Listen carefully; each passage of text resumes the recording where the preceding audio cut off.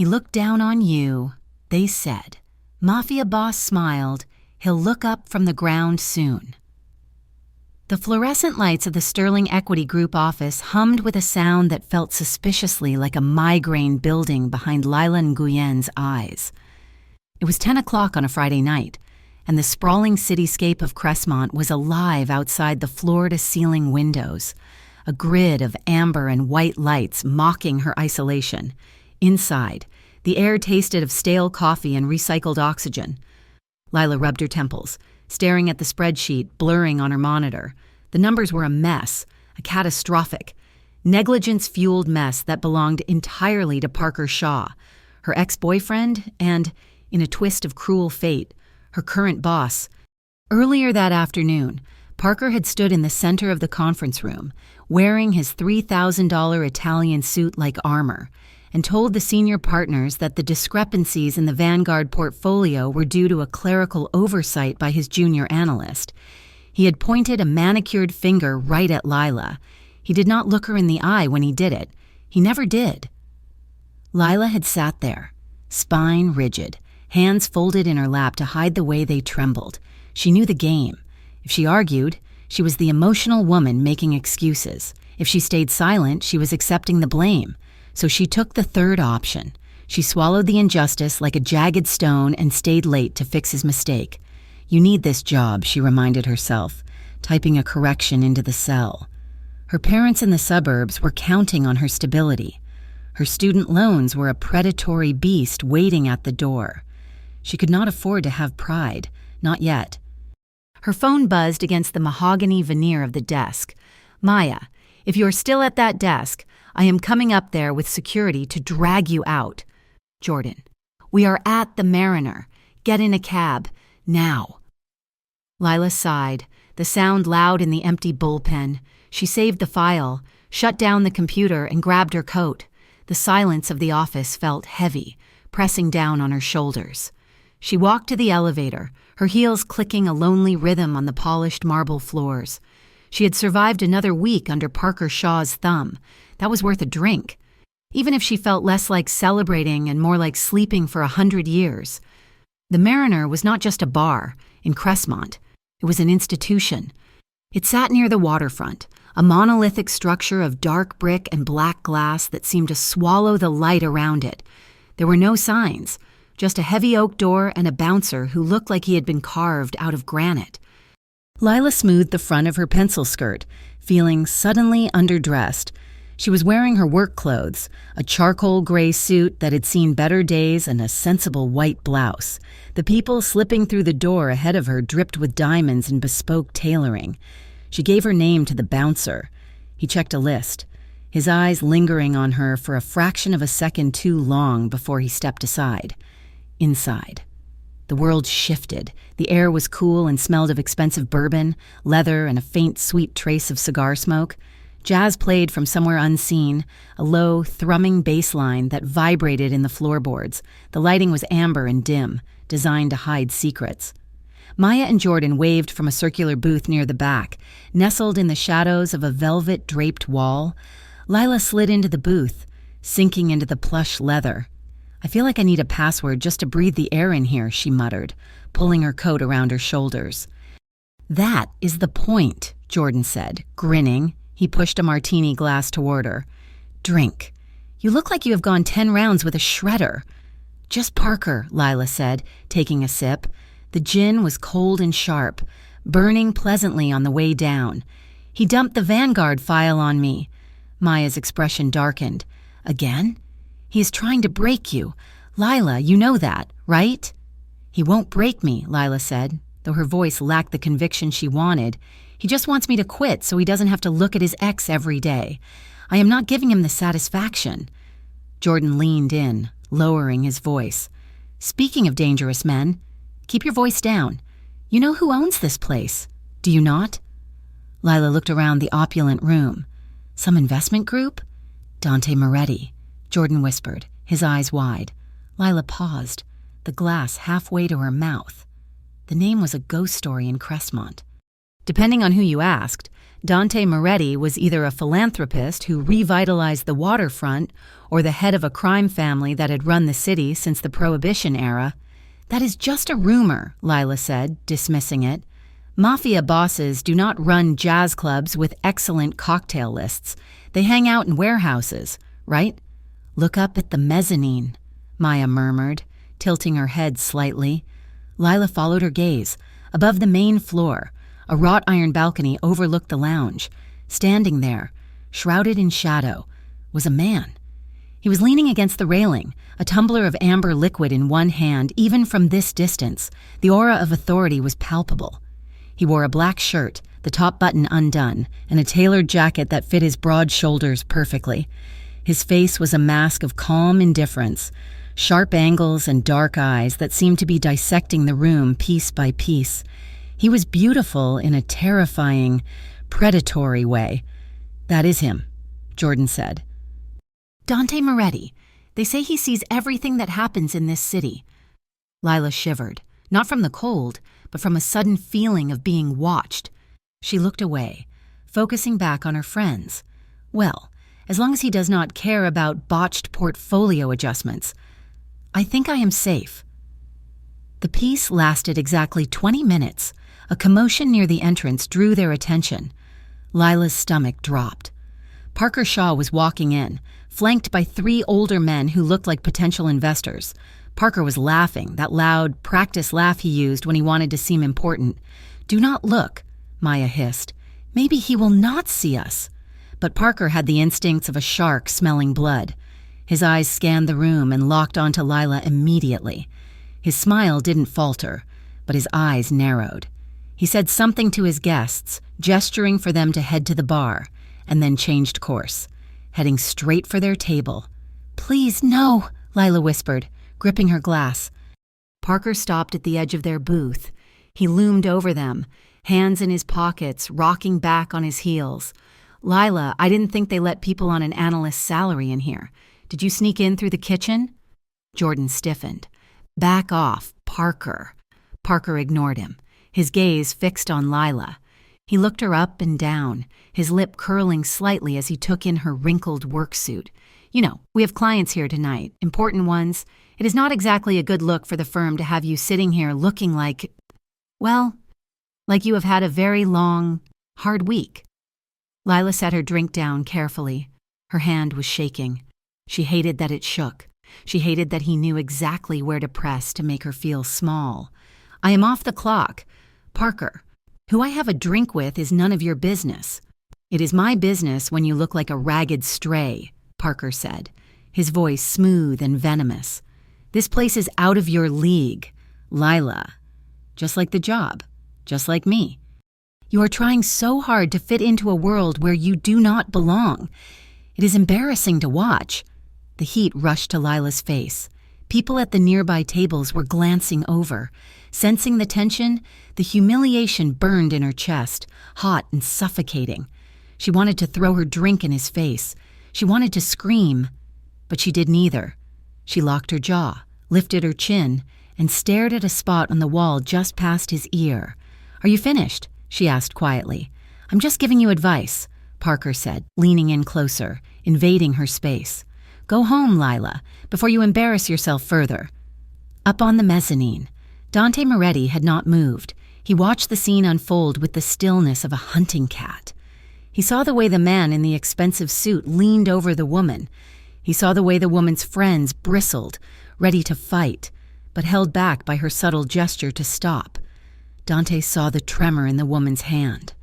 He saw the way she swallowed hard, fighting back tears, refusing to give the man the satisfaction of seeing her cry. Dante hated bullies. He hated men who used their small amount of power to crush those they viewed as weaker. And he particularly hated when they did it in his house. He set his glass down on the railing. "Marco," he said quietly to the shadow standing behind him. "Boss?" "The man in the navy suit. Who is he?" "Parker Shaw, VP at Sterling Equity. He's loud, tips poorly, and likes to name drop." "He's annoying me," Dante said.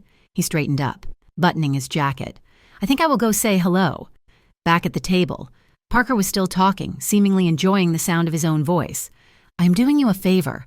Really, you are not cut out for the high stakes. Lila, you are... Good evening. The voice was deep, smooth, and carried a weight that instantly silenced the table. Parker spun around, annoyed at the interruption, but the annoyance died in his throat when he saw who was standing there.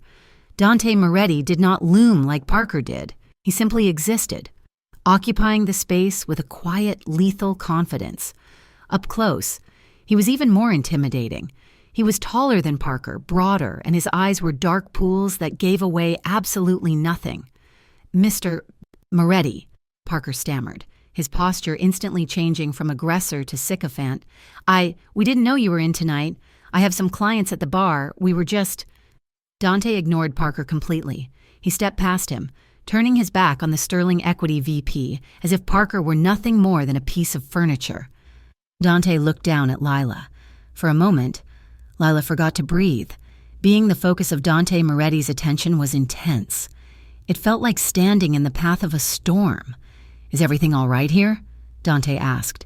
His voice was softer now, respectful. Lila cleared her throat. "Yes. We were just having a drink." "The service is adequate?" Dante asked, his eyes scanning her face, noting the flush on her cheeks and the tightness around her eyes. "It is wonderful." "Thank you," she managed to say. Parker tried to insert himself back into the conversation. "We were just leaving. Actually, I was telling my employee here that she should probably call it a night." Dante turned his head slowly, looking at Parker over his shoulder. The movement was lazy, but the look in his eyes was cold enough to freeze water. "I was speaking to the lady. Do not interrupt me." Parker's mouth snapped shut with an audible click. He looked like he had been slapped. Dante turned back to Lila. "You work in finance?" "Yes," Lila said, bewildered. "Sterling Equity. I am an analyst." "Numbers," Dante said, a faint ghost of a smile touching his lips. "Honest work. Hard work. It requires attention to detail. I respect that." He signaled a passing waiter with a subtle flick of his fingers. "Bring this table another round, on the house, and bring the lady a glass of water." "That is not necessary," Lila started. "I insist," Dante said. "You look like you have had a long day dealing with difficult variables." He glanced at Parker one last time, a look of utter dismissal, before nodding to Lila and walking away. The crowd parted for him effortlessly as he moved toward the back offices. Parker stood there for a moment, red-faced and trembling with suppressed rage. He glared at Lila as if this were somehow her fault. "This isn't over," he muttered, then spun on his heel and marched back to his clients. Maya let out a breath she seemed to have been holding for 5 minutes. "Oh my God! Did that just happen?" Jordan shook his head in disbelief. "Dante Moretti just bought us drinks and basically told Parker to shut up. I think I am in love with him." Lila took a sip of the water the waiter had instantly placed in front of her. Her hand was steady now, but her heart was pounding against her ribs. "He was just managing the room," she said, trying to rationalize it. "He didn't want a scene." "No, Lila," Maya said, her voice serious. She reached across the table and squeezed Lila's hand. "He saw what Parker was doing. Parker has always looked down on you. Since the day you started dating, he has treated you like you are beneath him. Tonight, someone finally noticed." "I am fine," Lila said, pulling her hand away gently. She hated the pity in Maya's eyes almost as much as she hated Parker's disdain. "He's just a jerk. I have dealt with him for 3 years. I can handle it." "You shouldn't have to," Jordan said quietly. They finished their drinks, but the mood was broken. The opulence of the Mariner now felt charged with a strange electricity. Lila kept glancing toward the back of the room, wondering where Dante had gone, wondering why a man who reportedly ran a criminal empire would care about a junior analyst being bullied. "I need to use the restroom," Lila said, standing up. "Then let us go. I have had enough excitement for 1 week." She navigated through the crowded club to the hallway in the back that led to the restrooms. It was quieter here, the music muffled by heavy velvet curtains. She splashed cold water on her face in the luxurious bathroom, staring at her reflection. "Just keep your head down," she whispered to the mirror. "Survive the year. Get the bonus. Leave." She dried her face and stepped back out into the hallway. Parker was waiting for her. He was leaning against the wall, his face flushed with alcohol and anger. He pushed off the wall as she emerged, blocking her path. "You think that was funny?" Parker hissed, stepping close. The smell of expensive scotch on his breath made Lila's stomach turn. "I don't know what you were talking about. Parker, move!" "Embarrassing me in front of Moretti." Parker snapped. He grabbed her upper arm, his fingers digging into the fabric of her jacket. "Making me look like a fool. You just do not know when to quit, do you? You are a liability. Lila, a cheap, clumsy liability." "Let go of me," Lila said, her voice shaking with sudden fury. She tried to wrench her arm away, but his grip tightened. "I made you," Parker spat. "I hired you. I kept you around when everyone else said you were too soft. And this is how you repay me? By acting like a victim in front of my clients? In front of the owner?" "She asked you to let go." The voice came from the shadows at the end of the hall. It was not loud, but it hit the walls like a physical force. Parker froze. He looked up. Dante Moretti emerged from the darkness of a private alcove. He was alone this time. He walked slowly, his hands in his pockets, his movements fluid and terrifyingly calm. He stopped 3 feet away from them. "Mr. Moretti," Parker said, his voice pitching up an octave. He released Lila's arm instantly, smoothing his suit jacket. "We were just having a private discussion, employee performance review." Dante did not look at Parker. He looked at Lila. His eyes dropped to her arm, where the wrinkles in her jacket showed exactly where Parker had grabbed her. His jaw tightened, a muscle feathering in his cheek. "Are you hurt?" Dante asked her. "No," Lila whispered. "I am fine." Dante turned his gaze to Parker. The temperature in the hallway seemed to drop 10 degrees. He stepped closer, invading Parker's personal space until Parker was forced to back up against the wall. "I do not like liars, Mr. Shaw," Dante said softly. "And I do not like men who put their hands on women. In my world, we have a very permanent way of dealing with both." Parker paled, sweat breaking out on his forehead. I was just leaving. I am sorry for the disturbance." Maya and Jordan appeared at the end of the hallway, looking for Lila. They stopped dead when they saw the scene. Dante glanced at them, then looked back at Parker with a faint, dangerous smile that didn't reach his eyes. "You said she was beneath you? That she was out of her league?" Parker swallowed hard, unable to speak. Dante turned his head slightly, addressing Maya and Jordan without looking away from Parker's terrified face. "He looked down on you, huh?" Maya nodded, wide-eyed. Dante took a step back, adjusting his cuffs. He spoke quietly, but the acoustics of the hallway carried every syllable. "Don't worry. He will look up, from the ground, soon enough." The threat hung in the air, heavy and explicit. Parker looked like he might be sick. He scrambled sideways, slipping past Dante like a rat fleeing a sinking ship. "I am leaving. We are leaving." He practically ran down the hall, disappearing into the main club. Lila let out a shaky breath, leaning against the wall for support. Her heart was hammering a frantic rhythm against her ribs. She looked at Dante, confusion warring with gratitude. "Why?" she asked, her voice trembling. "Why did you do that?" Dante turned to her. The coldness vanished from his face, replaced by something unreadable but strangely gentle. "I dislike messy environments. Miss Nguyen," and he was making a mess. He checked his watch. "Your friends are waiting. You should go. The rain is starting." Lila nodded, pushing herself off the wall. She felt unmoored, as if reality had tilted on its axis. She walked toward Maya and Jordan, but as she passed Dante, he reached out. His hand closed around her wrist. It was not a painful grip like Parker's. It was warm, firm, and calloused. His thumb rested against the pulse point on the inside of her wrist, and she knew he could feel how fast her heart was beating. Lila froze, looking up at him.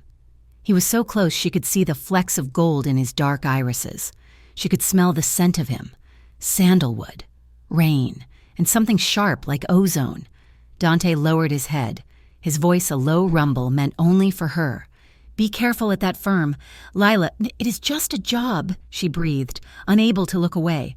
Men like Parker Shaw, Dante said, his thumb brushing slowly over her skin, sending a jolt of electricity straight up her arm. Do not just destroy careers when they get desperate. They bury people. Do not let him bury you. They stood there for a heartbeat too long. The air between them crackled with a tension that had nothing to do with danger and everything to do with the sudden, overwhelming awareness of his body heat near hers. Lila felt a magnetic pull, a terrifying desire to step closer to this dangerous stranger who had defended her honor. She pulled her hand away, breaking the contact. The loss of his touch left her skin feeling cold. "Thank you," she whispered. She hurried to her friends, and they rushed out of the club into the cool night air. Back in his office, Dante Moretti watched the security feed on his monitor. He watched Lila get into a cab, her face pressed against the glass as it pulled away. He touched his own fingertips, rubbing them together as if he could still feel the silk of her skin. He had not intended to get involved, but seeing the fear in her eyes and the stubborn pride that refused to let it show had triggered something primal in him. The door opened, and Marco stepped in. "The girl is gone," Marco said. "Shaw is still here, drinking heavily and making phone calls." Dante turned his chair to face the window, looking out at the city that he owned in all the ways that mattered. "Find out everything about Parker Shaw," Dante said, his voice dropping to that lethal calm. "And Sterling Equity Group. I want to know who he talks to, where his money comes from, and exactly what kind of mess he is planning to dump on Lila Nguyen." "You think he is dirty?" Marco asked. "Men like that are always dirty." "Marco," Dante said, his reflection in the glass smiling a wolf's smile, "and if he thinks he can treat her like trash in my city, he's going to learn a very painful lesson about gravity." Dante stood up, pouring himself a drink. "He wants to look down on people? Fine. I will make sure the view from the bottom is spectacular." The following Tuesday brought a gray, oppressive sky to Crestmont, the kind that pressed down on the skyscrapers and turned the streets into wind tunnels of damp cold. Inside the glass walls of Sterling Equity Group, the atmosphere was even colder. Lila Nguyen sat at her desk, buried behind a fortress of file folders. Her eyes felt gritty, sandbagged by 3 nights of insufficient sleep. For the past 4 days, Parker Shaw had been on a rampage. It was not the loud, public dressing down of the previous week. This was something quieter, more insidious. It was a death by 1,000 paper cuts. Every time she finished a report, Parker found a flaw. If the font size was correct, the margins were wrong. If the data was perfect, the summary lacked vision. He had dumped the accounts of 3 different shell companies on her desk at 5 in the afternoon yesterday, demanding a full reconciliation by this morning. "You look tired, Lila," Parker said, dropping a fresh stack of documents onto her already cluttered desk. The sound of the heavy paper hitting the wood made her flinch. Lila did not look up. She kept her eyes on her screen, typing a line of code into her analysis software. "I am working. Parker, did you need something?" Parker leaned his hip against her desk, invading her personal space. He smelled of expensive cologne and stale coffee. "I need you to prioritize the Ledger Corp account. The transactions from the last quarter need to be verified, manually." Lila stopped typing. She looked up at him, disbelief warring with exhaustion. "Manually, Parker? That is thousands of lines of data. The software can do it in 10 minutes.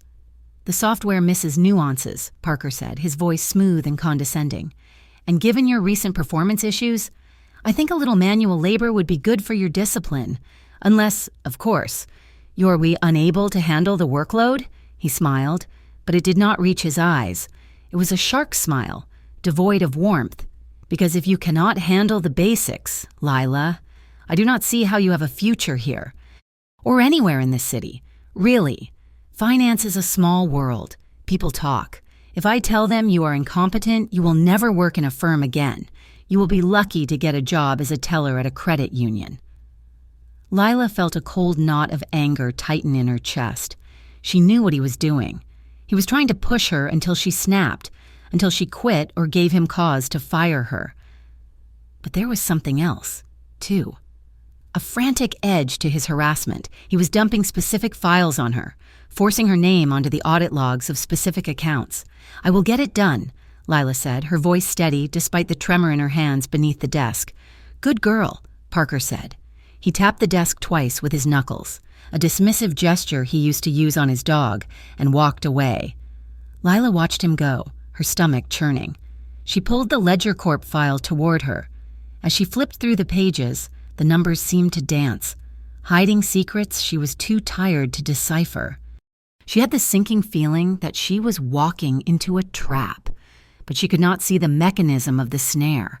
She was blind, and Parker was leading her toward a cliff, across the city, in the penthouse office above the Mariner.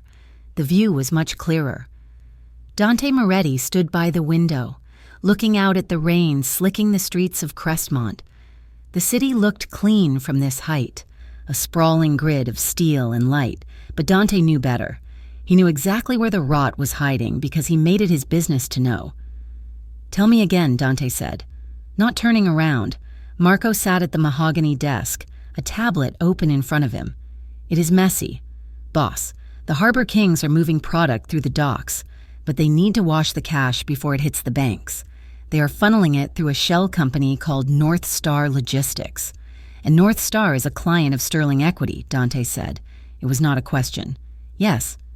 And specifically, the accounts are being managed by Parker Shaw. But here is the kicker.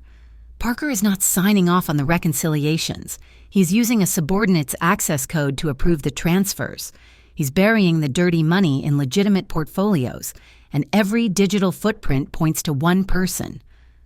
Dante turned slowly. His face was a mask of cold fury. "Lila Nguyen. He's setting her up," Marco confirmed.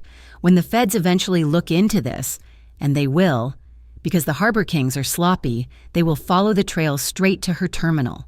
Shaw walks away claiming ignorance, and she goes to prison for laundering cartel money."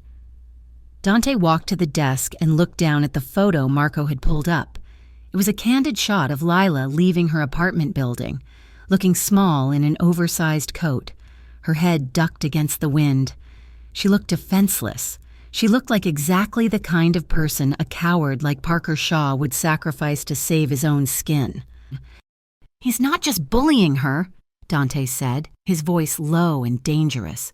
"He's feeding her to the wolves. What do you want to do?" Marco asked. "We could pay Shaw a visit, break a few fingers, convince him to change his accounting practices." "No," Dante said. "If we touch Shaw now, the Harbor Kings will go to ground, and the evidence disappears. And Lila is still on the hook.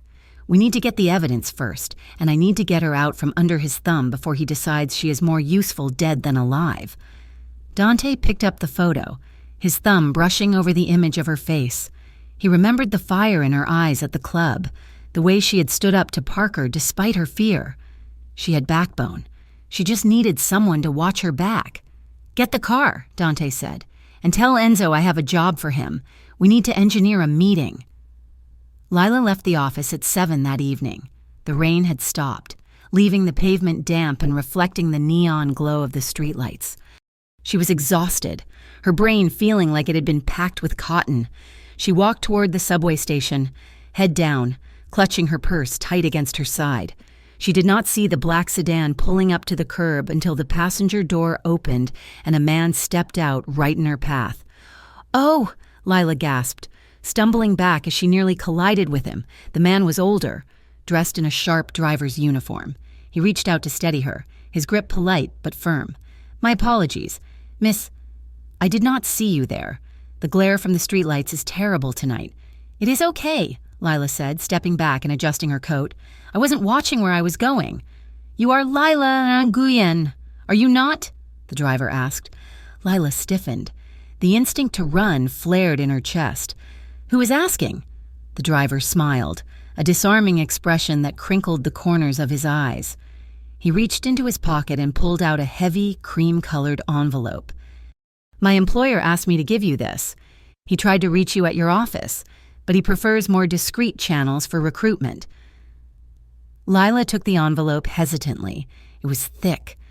Expensive paper. She opened it. Inside was a single card with an embossed logo, the Mariner, and a handwritten note in elegant, sharp script. Miss Nguyen, I find myself in need of a consultant with an eye for detail and a discretion that is rare in your industry. If you are interested in legitimate freelance work, please meet me at the club tomorrow at 2 p.m. Ask for Dante. Lila looked up, but the driver was already stepping back into the car. Have a good evening, Miss Nguyen. The car purred away, disappearing into the traffic. Lila stood on the sidewalk, the envelope feeling heavy in her hand. A job offer. From the mafia boss who had defended her. Her brain told her to throw it away, to run in the opposite direction. But then she thought of Parker's sneer, the looming threat of being blacklisted, the crushing weight of the debt she was carrying.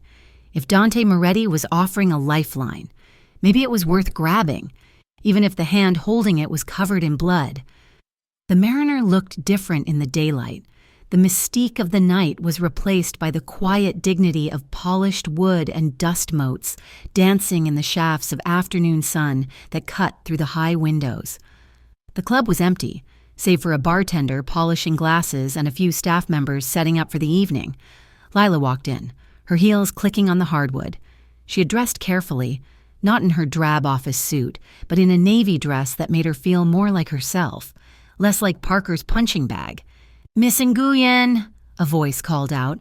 Dante was sitting at a corner table, far from the entrance. He stood as she approached, in the daylight. He was even more striking. The harsh shadows of the club lighting were gone, revealing the fine lines around his eyes and the faint, jagged scar that ran along his jawline. He wore a gray button-down shirt with the sleeves rolled up, revealing forearms that looked like they could crush stone. Mr. Moretti, Lila said, stopping a few feet away. Dante, please, he said, gesturing to the chair opposite him. Thank you for coming. Lila sat, placing her purse on her lap. Her heart was hammering a frantic rhythm against her ribs, but she forced her face to remain neutral. You sent a very mysterious invitation. I value privacy, Dante said, sitting down. Coffee? Black, please. Dante signaled the bartender, who nodded and disappeared into the back. Dante turned his full attention to Lila. His gaze was heavy, physical. It felt like he was reading the text of her soul. I will get straight to the point, Lila, Dante said. I own several businesses in this city. Restaurants, real estate, import firms. Despite what the rumors might say, the majority of my income is legitimate, but legitimate businesses require legitimate books. My current accountant is retiring, and I need someone to audit the transition, someone who can spot errors, someone who is not afraid of complex portfolios. The bartender arrived with 2 cups of coffee. Lila wrapped her hands around the warm ceramic, trying to stop her fingers from trembling.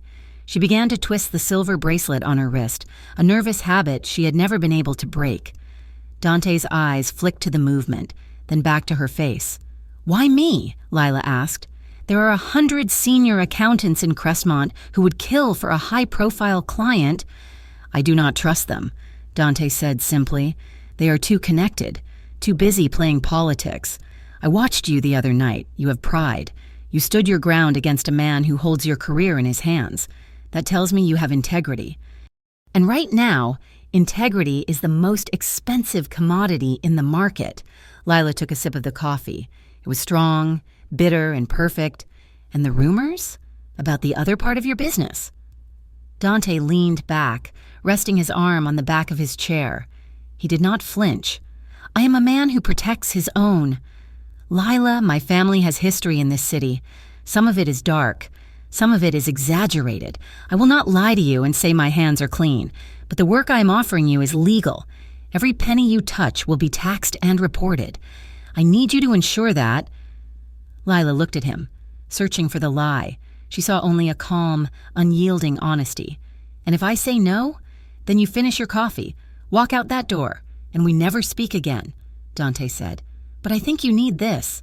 I think you are drowning at Sterling Equity, and Parker Shaw is holding your head under the water. The mention of Parker made Lila stiffen. Her posture went rigid, defensive. Parker is difficult. That is all. Parker is a predator, Dante said, his voice dropping an octave. I know men like him. They are small men who cast long shadows because they stand on the backs of others. He's crushing you. Lila, I can see it in your eyes. Lila looked down at her coffee, the fight draining out of her. He threatened to blacklist me. If I leave, he will make sure I never work in finance again. Dante leaned forward. The air between them seemed to shift, charging with a sudden intensity. Let him try. You work for me now, if you want the job, and I have a very different kind of influence. I might be a lot of things. Lila, I might be the villain in everyone else's story, but I do not let men like your boss crush women like you and walk away smiling. The words hit her like a physical blow. It was the first time in years someone had offered her protection without asking for something in return. It was blunt, dangerous, and overwhelmingly comforting. Okay, Lila whispered. Okay. I will take the job. Dante smiled. It was genuine this time, transforming his face from intimidating to devastatingly handsome. Good. We start with the restaurant holdings. They spent the next hour talking business. Lila was surprised to find that Dante was sharp, knowledgeable, and surprisingly funny. The tension in her shoulders began to unwind.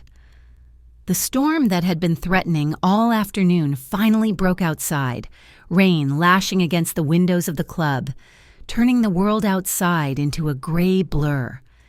When the rain finally let up, the streetlights had flickered on, casting long reflections on the wet pavement. I should go, Lila said, checking her watch. I have to be at the office early tomorrow.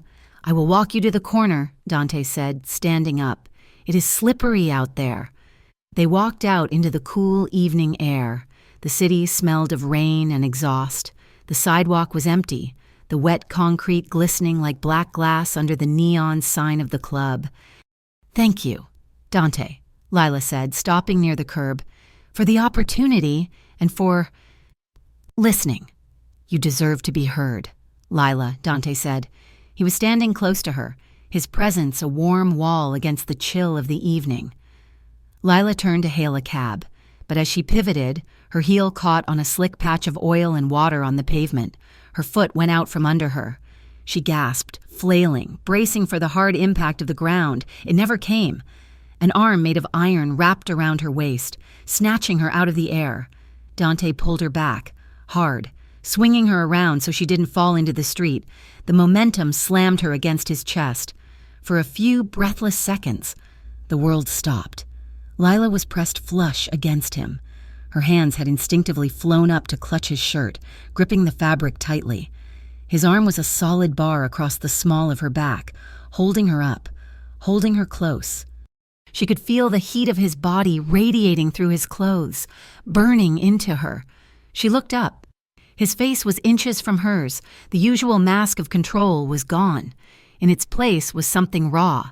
His eyes were dark, dilated, searching her face with a hunger that made her knees weak.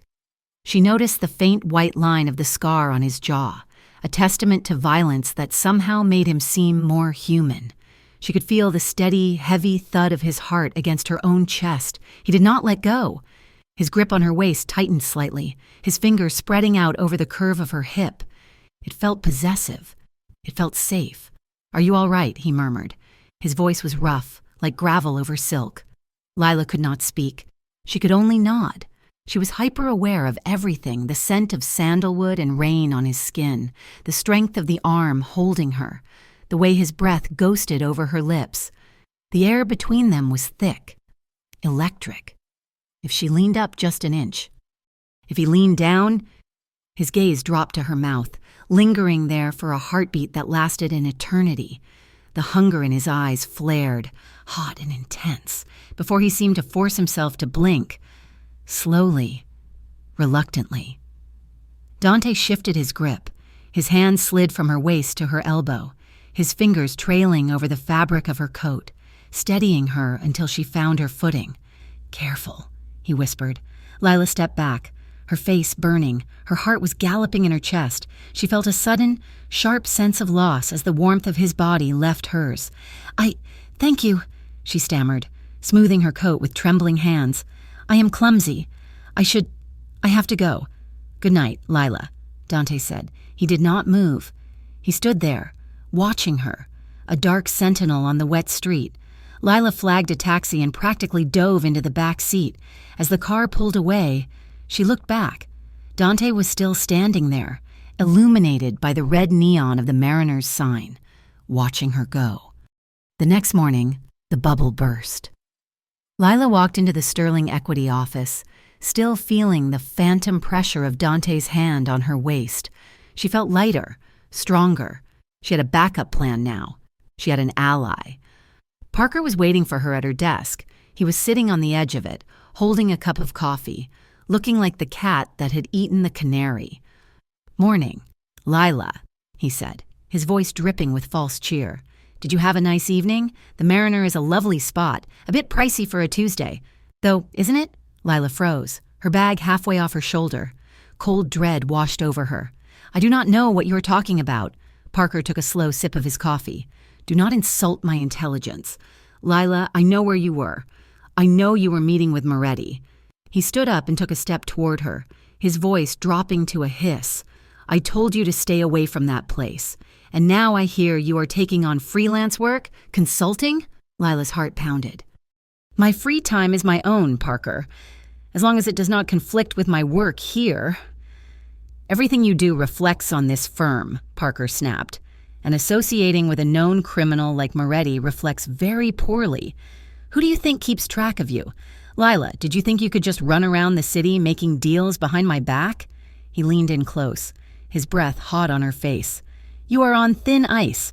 If I find out you are sharing proprietary information with him, or if you are doing anything that compromises this firm, I will bury you. And I have friends watching you, Lila, everywhere. So do not think you can hide." He turned and walked away, leaving Lila standing there, shaking. He had someone watching her. He knew. That night. Lila sat on the edge of her bed in her small apartment. The city lights filtered through the blinds, casting stripes of shadow across the room. She was wearing an oversized t-shirt, her knees drawn up to her chest.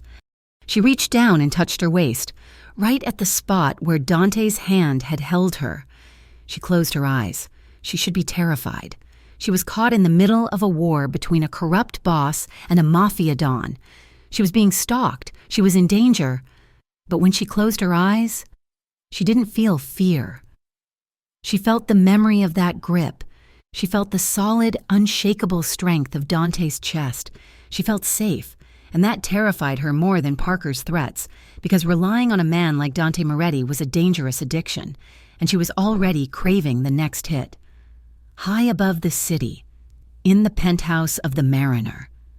Dante Moretti poured himself a glass of whiskey. He stood by the window, looking out at the skyline. He was irritated. He was disciplined. He was a man of control. He did not let emotions dictate his actions, but all he could think about was the way Lila had felt in his arms. The softness of her, the smell of her hair, the way she had clutched his shirt like he was the only thing keeping her from falling off the edge of the world. He took a drink, the alcohol burning his throat. He set the glass down with a sharp clack. "Damn it," he whispered to the empty room. He wanted her. Not just as a piece of the puzzle, not just as someone to protect. He wanted her in his world, and that was the most dangerous thing of all. Because his world broke soft things, and he was not sure if he could hold her without shattering her. The digital trail was a roadmap to a prison cell, and the name paved on every mile of it was Lila Nguyen. Dante Moretti stood in the center of his office, the sleeves of his white dress shirt rolled up to his elbows, a heavy tumbler of scotch untouched on the desk. The room was dim, lit only by the blue glow of monitors and the amber city lights of Cressmont bleeding through the glass. "Show me the timestamp again," Dante said, his voice low and devoid of warmth. Marco, seated at the computer terminal, tapped a key. A spreadsheet highlighted in red appeared on the main screen. There. Last Thursday, 11 at night, a transfer of $250,000 from a shell account in the Cayman Islands to a holding firm owned by the Harbor Kings. The authorization code belongs to Lila, but the IP address, it traces back to a remote login from Parker Shaw's laptop. Dante stared at the screen. The evidence was irrefutable. Parker wasn't just sloppy, he was malicious. He was deliberately logging in as Lila to move dirty money, creating a digital paper trail that would lead federal agents straight to her desk while he walked away clean. "It is a frame job," Marco said, leaning back in his chair. "Classic." He builds a pattern of negligence, the public scolding, the complaints about her work, so that when the feds come knocking, he can say she was desperate, incompetent, and prone to bad decisions. He's not just firing her. Boss, he's sending her to federal prison for 20 years. Dante felt a cold, sharp rage settle in his gut. It was a familiar feeling, one he usually reserved for rival gang leaders or traitors within his own ranks. But this was different. This was directed at a civilian woman who was trying to pay her rent and keep her head above water. "How much time do we have?" Dante asked. "Not much," Marco replied. "The amounts are getting bigger. They are moving the bulk of the cash now. Once the transfer hits the $3 million mark, the banking algorithms will flag it automatically. The feds will be at Sterling Equity within 48 hours of that flag." Dante grabbed his jacket from the back of his chair. "Call her. Tell her to come here immediately." "What if she is at work?" "I do not care if she is in a board meeting with the Pope," Dante said, shrugging into his coat. "Get her out of there. Now." Lila arrived at the Mariner an hour later. She looked pale, her hair pulled back in a severe bun that did nothing to hide the exhaustion etched into her features. She was wearing her work clothes, clutching her purse like a shield. The club was closed, the chairs overturned on tables, the floor silent. Marco met her at the door and escorted her silently up the private elevator to the penthouse office. When the doors opened, Dante was waiting. He didn't offer her a drink. He didn't smile. The gravity in his posture made Lila's stomach drop. "What is it?" she asked, stepping into the room. "Is it the consulting work? Did I make a mistake?" Dante walked around his desk and gestured to the chair opposite him. "Sit down, Lila." Lila sat, her hands gripping the armrests. "You are scaring me. Dante." "I need you to look at this," Dante said. He slid a black folder across the polished mahogany. Lila hesitated, then opened the folder. Inside were copies of bank transfers, emails, and server logs. Most of the text was dense financial jargon, but certain things were highlighted in yellow. Her name, her employee ID number, her digital signature. "I do not understand," Lila said, frowning. "These are transfers for North Star Logistics. That is Parker's client. I do not work on that account." "Look at the dates," Dante said gently. "And the authorization codes." Lila scanned the columns, her breath hitched. These were authorized by me, but that is impossible. I was not even in the office for half of these times. This one says it was approved at 3 a.m. last Sunday. I was asleep. "Parker has your credentials." "Lila," Dante said. He walked around the desk and leaned against the edge of it, crossing his arms. "He's using your login to wash money for a drug cartel called the Harbor Kings. He's not just laundering cash. He's building a narrative. Every time he yelled at you in public, every time he documented an error in your file, he was creating evidence to show that you are unstable and desperate. He's setting you up to take the fall." Lila stared at the papers. The numbers blurred. The realization hit her like a physical blow to the stomach, a nausea so sudden and violent she had to cover her mouth. Parker. She had lived with him for 2 years. She had loved him once. She knew he was arrogant, selfish, and cruel. But this was evil. He was systematically destroying her life to cover his own crimes. He was going to let her go to prison, a place that would break her, so he could keep his corner office and his Italian suits. "No," she whispered, her voice cracking. "He wouldn't. He knows my parents. He knows." "How could he?" "Because he is a coward," Dante said, his voice hard. "And cowards sacrifice everyone else to save themselves." The folder slipped from Lila's fingers, scattering papers across the floor. She felt the room tilt. Years of gaslighting crashed over her, every time Parker told her she was stupid. Every time he told her she was lucky to have a job. Every time he made her feel small. It had all been preparation for this. She wasn't a person to him. She was a scapegoat. A sob tore from her throat. harsh and jagged. She bent forward, pressing the heels of her hands into her eyes, trying to stop the tears. But the dam had broken. Her shoulders shook violently. The shame was scalding. Shame that she had been so blind. Shame that she had let him treat her this way. Shame that she was crying in front of a man like Dante Moretti. "I'm so stupid," she gasped into her hands. "I am so stupid." There was a movement in front of her. Dante stepped closer. He hesitated for a fraction of a second, his hand hovering in the air, before he made a choice. He reached down and took her wrists, gently but firmly pulling her hands away from her face. "Look at me," he commanded. His voice was low, intense, vibrating through the quiet room. Lila looked up, her vision swimming with tears. Dante was crouched in front of her chair, bringing him to her eye level. His face was close, his expression stripped of its usual cool detachment. His dark eyes were fierce, burning with an emotion she couldn't name. "You are not stupid," Dante said, enunciating every word. "You trusted someone you loved. That is not a weakness. Lila, that is human. His betrayal is his sin, not yours. Do you hear me? I'm going to prison," she whispered, panic rising in her chest. "They have my signature. They have everything." "No," Dante said. "They do not have you. Not yet."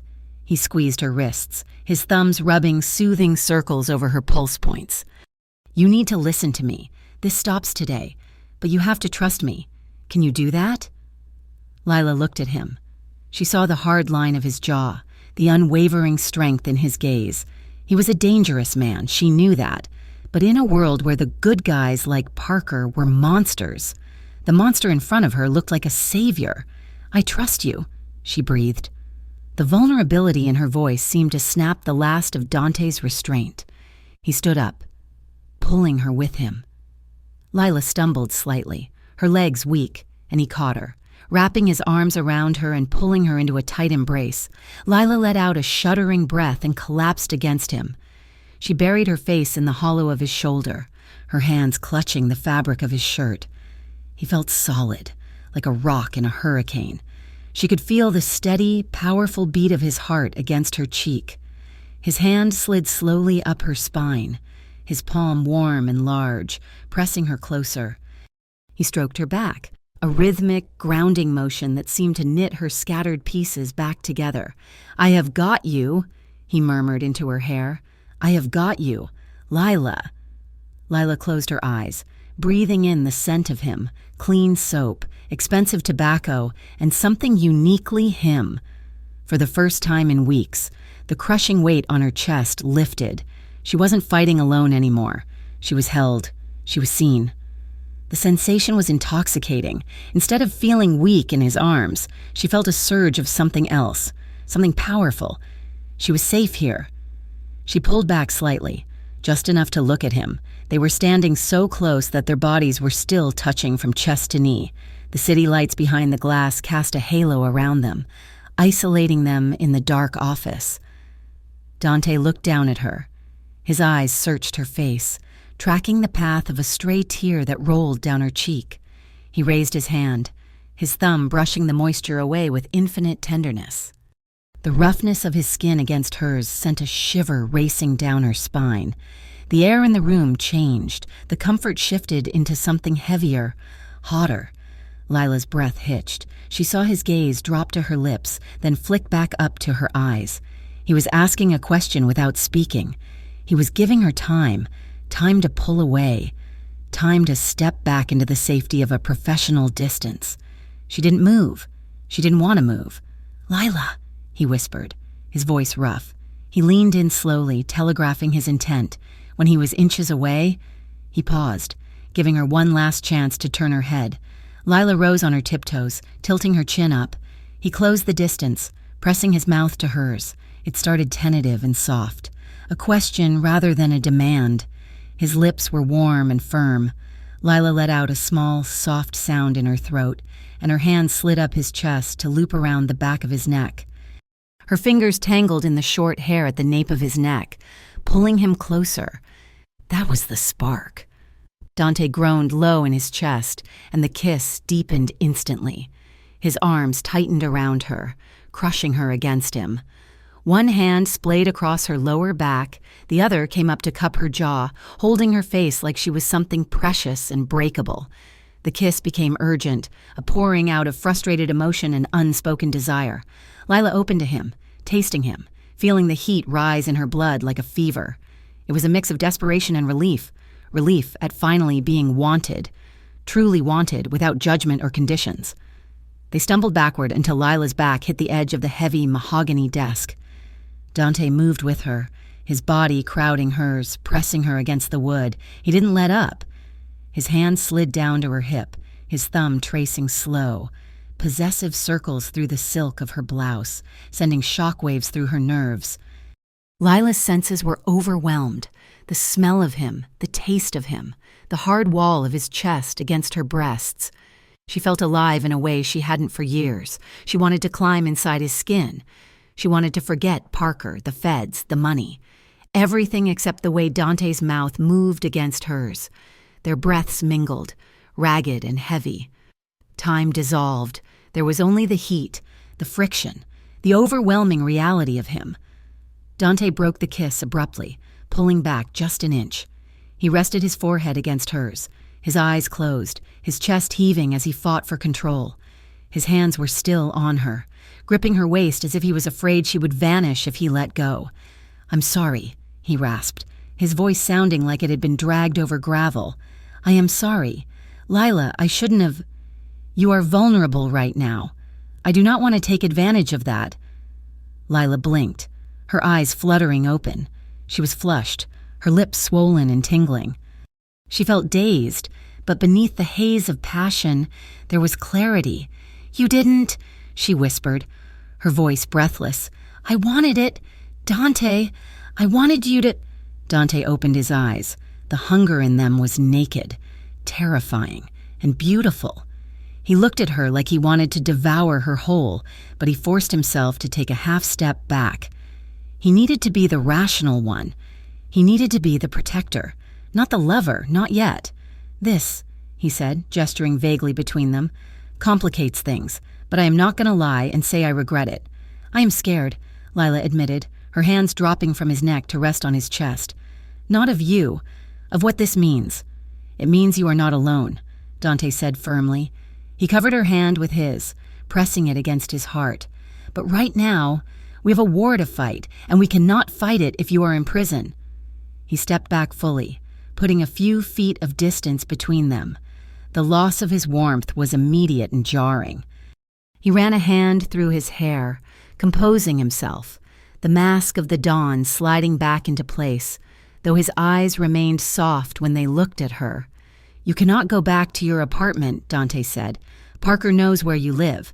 If he gets nervous, or if the feds move early, that is the first place they will go." Lila straightened her blouse, trying to regain her own composure. "But my things, my cat." "We will get your things," Dante said. "And the cat. Marco is already arranging a team, but you are not going back there. I have a safe house in the North District. It is secure, off the books, and registered under a shell corporation that has no ties to me or the Moretti family." "I can't just disappear," Lila protested, panic flaring again. "I have a life. My parents call me every Sunday. If I vanish, people will ask questions." "Lila," Dante said, his voice steel, "you do not have a life right now. You have a target on your back. If you stay in the open, Parker wins." "Do you want him to win?" The image of Parker's smug face flashed in her mind, the way he had looked down on her, the way he had used her. "No," she said, her voice hardening. "I want him to pay." "Then we do it my way," Dante said. "You go underground, you stay safe, and while you are hidden, I am going to take the evidence we found tonight and I am going to bury Parker Shaw so deep he will need a mining permit to see the sun." Lila nodded. She felt like she was standing on the edge of a cliff, preparing to jump. But looking at Dante, she knew he would be there to catch her. "Okay," she said. "Let us go." The safe house was a nondescript apartment in a quiet, working-class neighborhood. It was clean, sparsely furnished, and utterly anonymous. Dante walked Lila to the door, carrying a bag that Marco had hurriedly packed with essentials from a 24-hour store. He checked the locks, checked the windows, and handed her a burner phone. "Do not use your old phone," he instructed. "Yeah, keep it off. If you need anything at all, you call the number saved in this one. It goes directly to me." "Where are you going?" Lila asked. Standing in the middle of the unfamiliar living room, she felt small again, the adrenaline of the kiss fading into exhaustion. "I have work to do," Dante said. He stood by the door, his hand on the knob. He looked at her, and for a moment, the professional veneer cracked. He looked like he wanted to cross the room and kiss her again. "Try to sleep. You are safe here. Nobody knows this place exists except me and Marco." "Dante," she said softly. He paused. "Yes? Thank you." He nodded once, his expression solemn. "Get some rest. Lila." He left, the lock clicking solidly behind him, back in his car. Dante didn't drive home. He sat in the darkness, the engine idling, staring at the rain beginning to spot the windshield. He could still taste Lila on his lips. He could still feel the way she had melted against him. It was a distraction he couldn't afford, but it was also a motivation he hadn't expected. He pulled out his own phone, not his main line, but a secure, encrypted device he used for very specific contacts. He dialed a number he hadn't called in 6 months. It rang twice before a gruff voice answered. "This line is for emergencies only. Moretti, tell me the city isn't burning down." "Not the city, detective," Dante said, his voice cold and precise. "But I have a fire you might want to put out. I have something on the Harbor Kings, and I have something on a white-collar money man who thinks he is smarter than the FBI. There was a pause on the other end. "I am listening." "I'm going to send you a package," Dante said. "Ledgers, emails, IP logs. It is a roadmap, detective. But it comes with a condition. You are in no position to make demands." "The condition," Dante continued, ignoring the interruption, "is that when you take down the money man, the girl he framed walks away clean, totally clean, or the evidence disappears, and I handle it my way." The detective sighed. "If the evidence is good, and she is truly a patsy, we can talk. But if she is dirty, Moretti, I can't help you." "She is not dirty," Dante said, looking up at the window of the safe house where a light had just turned on. "She's the only clean thing in this entire mess." "Send the package," the detective said. The line went dead. Dante tossed the phone onto the passenger seat and put the car in gear. The game had changed. He wasn't just protecting his territory anymore. He was hunting, and Parker Shaw had no idea what was coming for him. The atmosphere inside the back room of the Mariner was thick enough to choke on, smelling of stale cigar smoke and unspoken accusations. It was a space usually reserved for counting cash or planning logistics, but tonight, it felt like a courtroom. Dante sat behind his desk, his face a mask of stone. Around him stood 3 of his most trusted lieutenants, men who had been with the Moretti family since before Dante took the chair. They were loyal, but they were also pragmatic, and pragmatism was currently screaming that Dante was making a mistake. "She is a civilian. Dante," Enzo said, leaning forward, his knuckles white against the dark wood of the desk. Enzo ran the port operations. He was not a man who panicked easily, which made his current agitation all the more concerning. "She is not part of the life. She is a liability. You have her tucked away in a safe house like she is the Queen of England. And meanwhile, the Harbor Kings are sniffing around our distribution lines because they know you are distracted." "I am not distracted," Dante said, his voice low and devoid of emotion. "I am handling a threat." "You are handling a woman," Enzo countered. "A woman whose name is all over a federal money laundering investigation. If the feds pick her up, she breaks. Civilians always break. They see a badge and a potential prison sentence, and they sing. If she connects you to any of this—" "She will not," Dante cut him off. "She is the victim here, Enzo, not the perpetrator." "Since when do we care about victims?" another lieutenant muttered from the corner. Dante's eyes snapped to the man. Cold and sharp as a blade, the room went silent. "Since I said so," Dante said softly, "Lila Nguyen is under my protection. That means she is under the family's protection. If anyone has a problem with that, they can leave their keys on the table and walk out that door. I will not stop you." No one moved. Dante stood up, adjusting his cuffs. "Marco, walk with me." Marco followed him out into the hallway, away from the prying ears of the crew. The music from the main club drifted through the walls, a mournful jazz trumpet that seemed to echo Dante's mood. "They are not wrong to be worried, boss," Marco said quietly. "The men trust you, but they are nervous. A civilian in the middle of a war is a weak point. You have to decide." "Decide what?" Dante asked, stopping to look at his right-hand man. "Whether you are just hiding her until the heat dies down so you can cut her loose," Marco said, meeting his gaze steadily, "or if you are actually committing to this.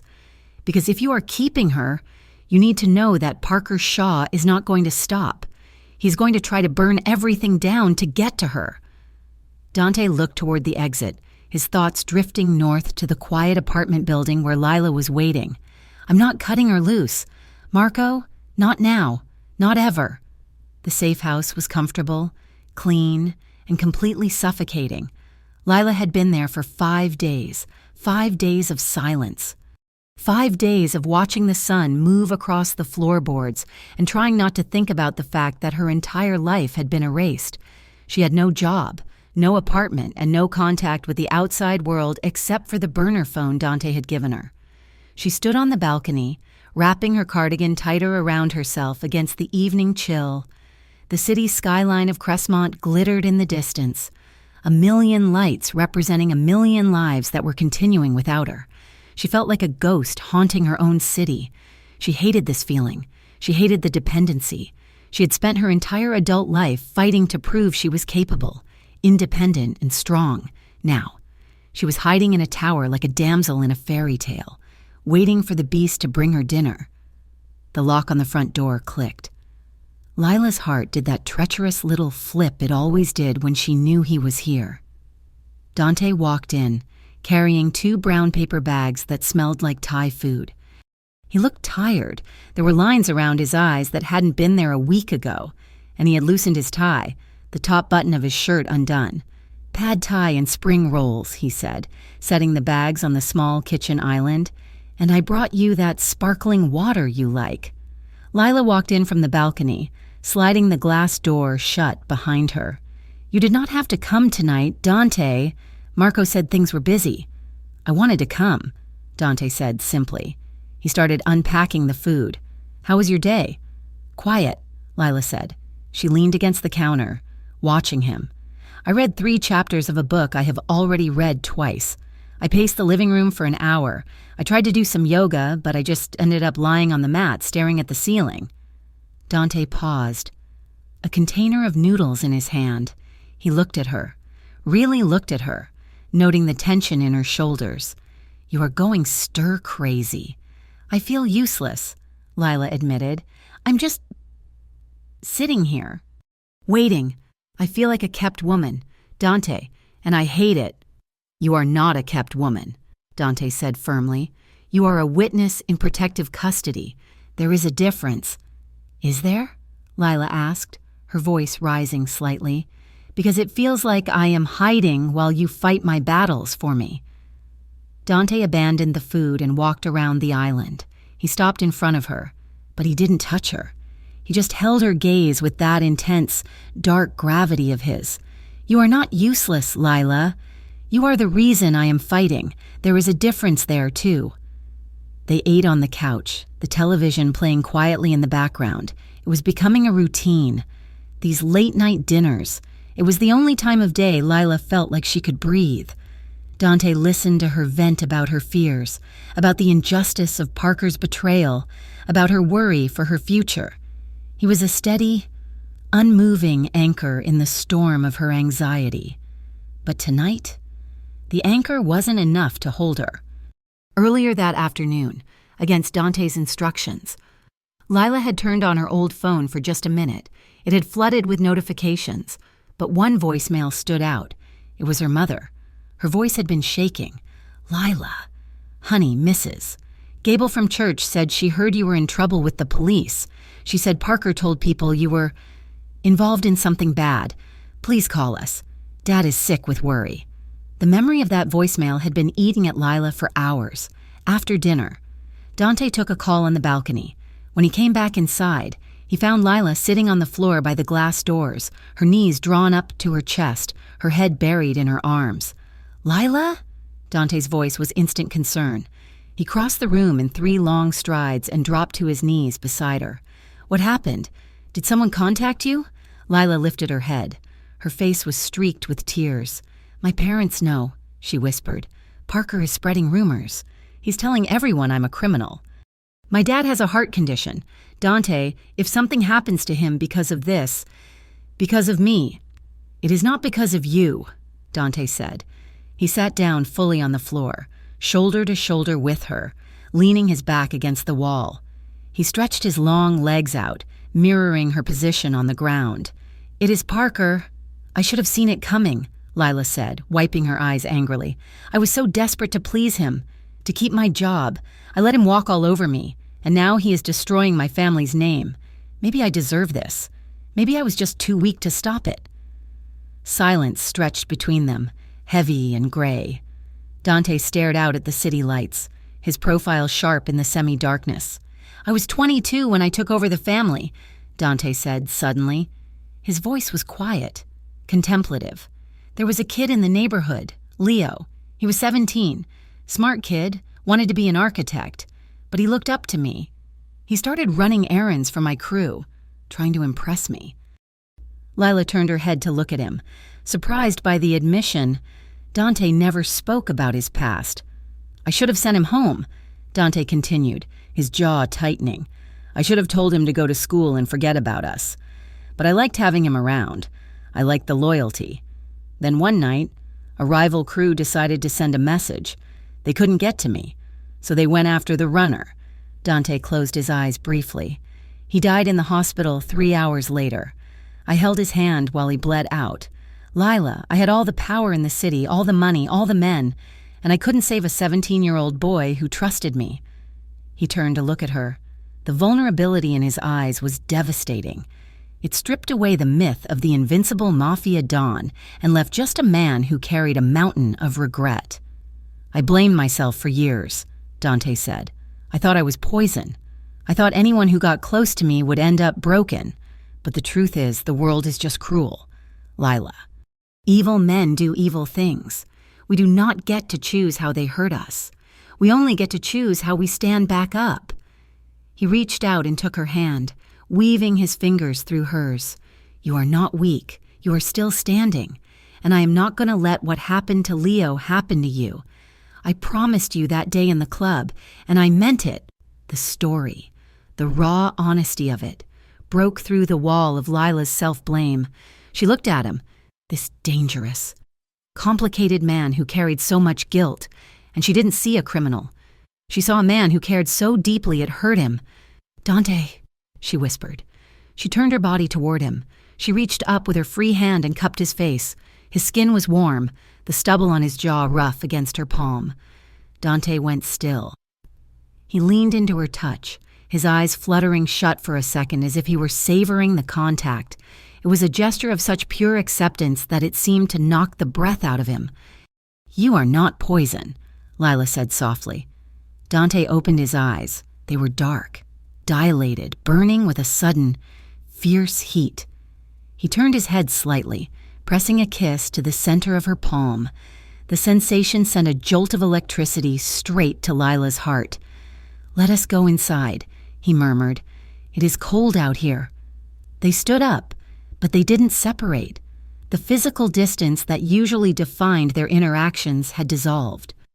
They walked to the living room couch, not touching, but the air between them was charged, magnetic. Dante stopped by the couch and turned to face her. He reached out and brushed a strand of dark hair away from her face, his knuckles grazing her cheekbone, then tracing the line of her jaw. His touch was reverent, slow. Lila shivered. Not from cold, but from anticipation. She stepped closer, invading his space. Her hand slid up his forearms, feeling the hard muscle beneath the fabric of his shirt.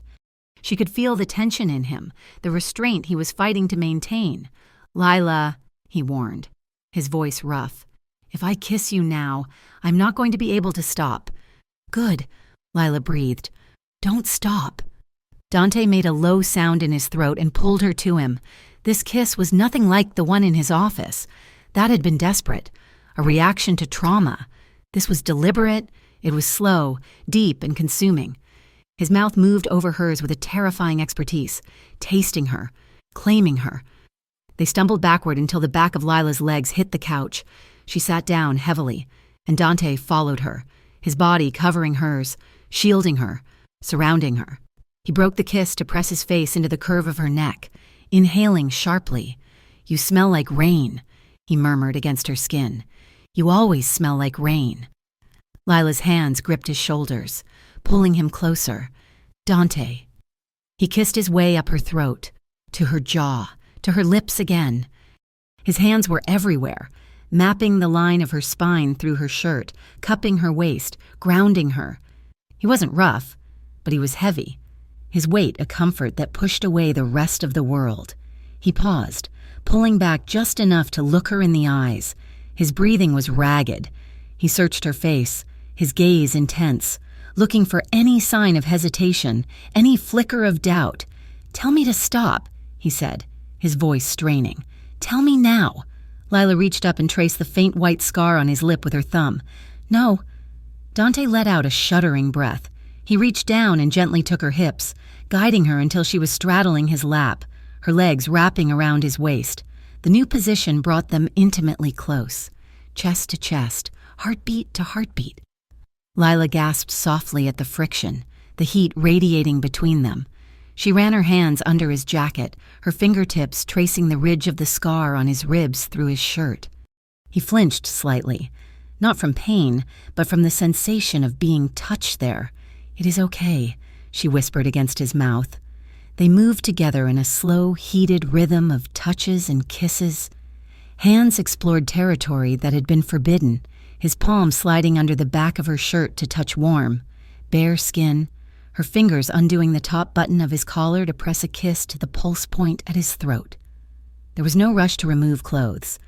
The intimacy was in the closeness, in the way he held her like she was the most fragile, precious thing in the world, and the way she held him like he was her only lifeline. They shared breaths, quiet gasps, and shaky, breathless laughs as the tension of the last few weeks transmuted into something tender and overwhelmingly real. Eventually, the fire settled into a glowing, steady warmth. Dante shifted, lifting her easily in his arms as he laid back against the cushions, pulling her down with him so they were lying tangled together on the wide couch. The room was dim, lit only by the city lights filtering through the curtains. Dante wrapped his arms around her, pulling a throw blanket over them. Lila rested her head on his chest, listening to his heart slow its frantic rhythm. "I have got you," he whispered into the darkness, his lips brushing her forehead. "I am not going anywhere." "I know," Lila murmured, her eyes heavy. For the first time in weeks, the fear was gone. She fell asleep wrapped in the arms of the man the world called a monster, and she had never felt safer. Morning arrived with a pale, gray light that filtered through the blinds. Lila woke slowly, aware of a heavy warmth draped over her. She shifted and realized she was practically pinned to the couch. Dante was asleep, one arm thrown over her waist, his face buried in the curve of her neck. She froze for a moment, the memories of the night before rushing back, the kisses, the touches, the way she had straddled him. A blush heated her cheeks, but beneath the embarrassment was a profound sense of peace. She moved slightly, and Dante's arm tightened reflexively. He woke up all at once, his body tensing for a split second before he realized where he was. He relaxed, lifting his head to look at her. His hair was messy, sticking up in tufts, and the morning stubble was darker on his jaw. He looked younger, softer. "Morning," he rasped, his voice thick with sleep. "Morning," Lila whispered. She felt exposed, vulnerable in the daylight, but she didn't look away. Dante reached out and touched her hair, which was currently a chaotic halo around her head. A small, sleepy smile tugged at the corner of his mouth. "You look like a disaster." Lila laughed, swatting his hand away. "You are one to talk. You look like you lost a fight with a pillow." Dante's smile faded into something more serious. He propped himself up on one elbow, looking down at her. His thumb brushed her cheek. "Lila," he said quietly. "About last night." Lila held her breath. "Yes?" "I do not regret it," Dante said firmly. "Not a single second of it, but I need to know if you do." Lila looked at him. She thought about the risks. She thought about Parker. She thought about the fact that this man was a criminal kingpin. And then she thought about the way he had held her while she cried, and the way he had looked at her, like she was the sun. "I do not regret it," she said honestly. Dante let out a breath he seemed to have been holding. He leaned down and kissed her, soft and lingering, a seal on a silent contract. It wasn't just protection anymore. It wasn't just business. They were in this together, across the city. The mood was far less peaceful. Parker Shaw paced the length of his office at Sterling Equity. His suit was impeccable, but his eyes were wild. He had not slept. The plan was unraveling. Lila was supposed to be easy. She was supposed to be the scared, compliant little mouse who took the fall and went to prison quietly. But she was gone, vanished. And the silence from the Moretti camp was deafening. "She is the weak link," Parker muttered to himself, biting his thumbnail. "She has to be found." He grabbed his phone and dialed a number. "Yeah," a voice answered. It was rough, sounding like gravel in a blender. It was the contact for the Harbor Kings. "It is me," Parker said, his voice tight. "We have a problem. The girl is gone. I think Moretti has her." "Moretti is a problem," the voice said. "We are losing money because of him." "I need more muscle," Parker said, desperation creeping into his tone. "I need you to rattle his cage. Shake his trees until she falls out. If she testifies, we are all dead. We will handle it, but it will cost you. Just do it." Parker snapped. He hung up and immediately dialed a second number. This one was to a burner phone belonging to Detective Vance, a man whose badge was as tarnished as Parker's soul. "Vance," the cop answered. "I have a tip for you," Parker said, smoothing his tie, forcing his voice to sound calm and authoritative. "About the laundering operation. It is not the girl running the show. She's just a pawn. The real mastermind is Dante Moretti. He kidnapped her to keep her quiet. You need to raid the Mariner." Parker hung up, a cold smile touching his lips. If he couldn't find Lila, he would burn Dante's world to the ground and force her to come out of the ashes. "He wants to look down on me?" Parker whispered to the empty office. "Let us see how he looks in handcuffs." The news alert hit Lila's burner phone like a physical slap. She was sitting at the small kitchen island in the safe house, nursing a cup of lukewarm tea, when the screen lit up. Breaking. Whistleblower leaks. Evidence of massive fraud at Sterling Equity. Her heart hammered against her ribs as she tapped the link. The article was vague, citing an anonymous source who had provided partial documentation to the SEC and the FBI. But as she scrolled down, reading the details of the leaked accounts, her stomach dropped. The article mentioned an internal rogue employee as the primary suspect. It was her. The narrative was still spinning around her. Dante had started the fire, but the smoke was still blowing in her face. The door opened, and Dante walked in. He looked grim, his suit jacket slung over his arm, his shirt sleeves rolled up. He saw the phone in her hand and the look on her face. "You saw it," he said, closing the door behind him. "It says rogue employee," Lila said, her voice tight. "They are still blaming me." "That is the bait," Dante said, walking over to pour himself a glass of water. "We leaked enough to make Parker panic, but not enough to clear you completely. Not yet. If we cleared you now, Parker would run. We need him to think he still has a chance to pin it on you, so he stays in the city." "So I am still the scapegoat?" Lila asked, standing up. "I am still the villain in this story?" "For 24 more hours," Dante said, turning to face her. "Tomorrow night, the script changes." He pulled a chair out and sat down, gesturing for her to join him. "Tomorrow night is the Crestmont Charity Gala. It is being held at the Grand Hotel. Sterling Equity is a platinum sponsor. Parker will be there. So will the leadership of the Harbor Kings, under the guise of their legitimate front companies. Lila frowned. The Harbor Kings go to charity galas? They go where the money is, Dante said, and where they can look respectable. But here is the key. They are arrogant. They think they are untouchable. We are going to wire the room. My men will be everywhere. Waiters, security, guests. We are going to get Parker on tape admitting to the scheme. We are going to get him to brag about it. He won't brag to a stranger, Lila said, shaking her head. Parker is careful with strangers. He only boasts when he feels superior. When he thinks he is winning. Exactly, Dante said. Which is why I am going to be there. I am going to push him. I am going to insult him until his ego cracks. It won't work, Lila said. She walked around the island, her mind racing. Parker hates you, but he fears you. If you push him, he will clam up. He will retreat. She stopped and looked at Dante. But he doesn't fear me. He despises me. He thinks I am stupid. He thinks I am weak.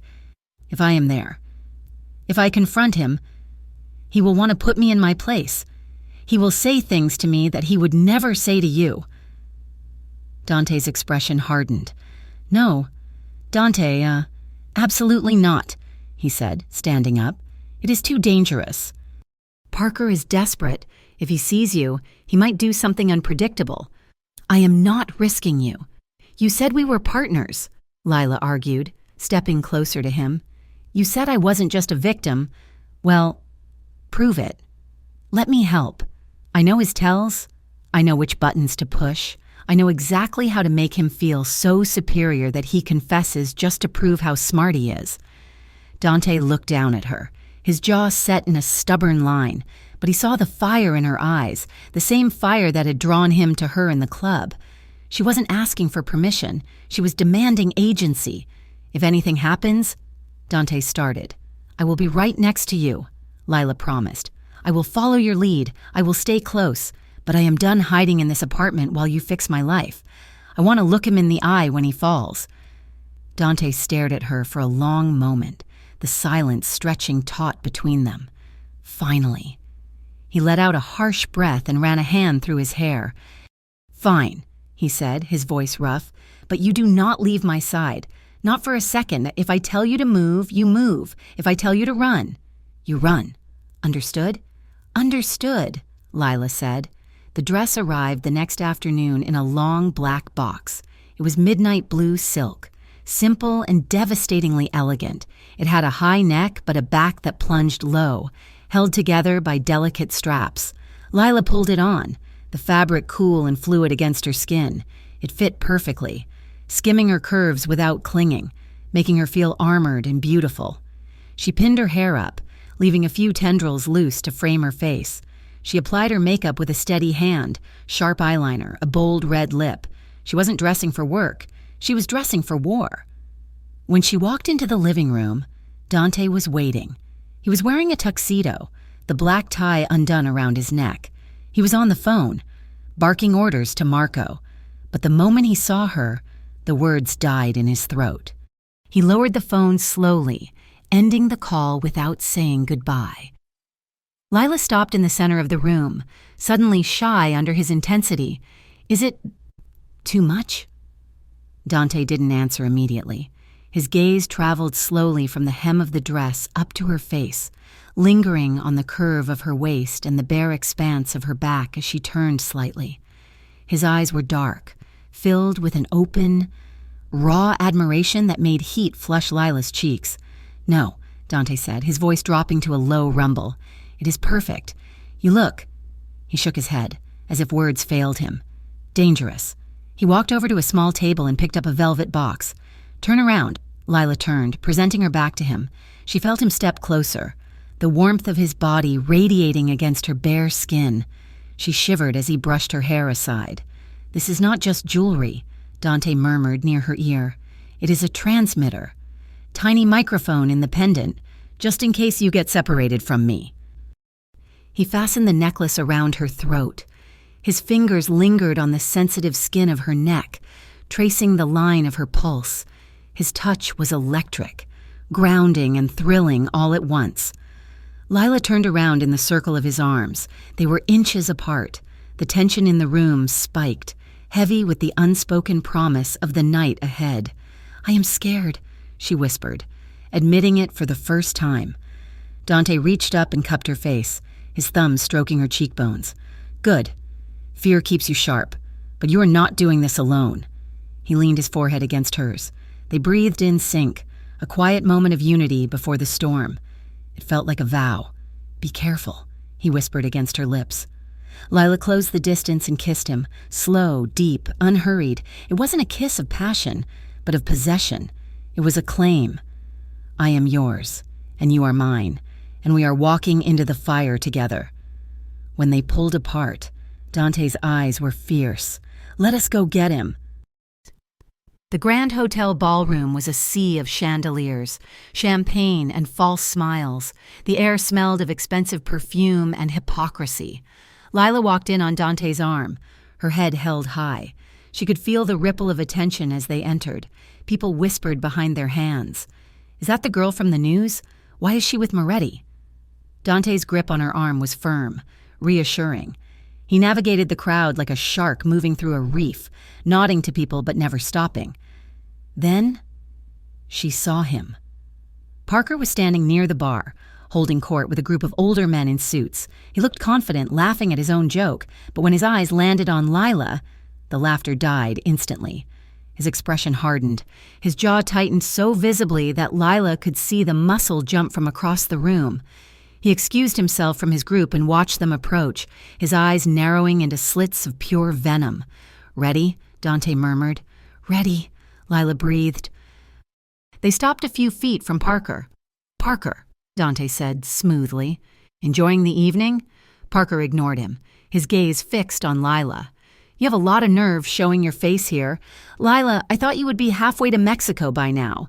"Why would I run?" Lila asked, her voice steady. "I have nothing to hide. Can you say the same?" Parker let out a sharp, incredulous laugh. "You think walking in here on the arm of a gangster makes you safe? You are delusional.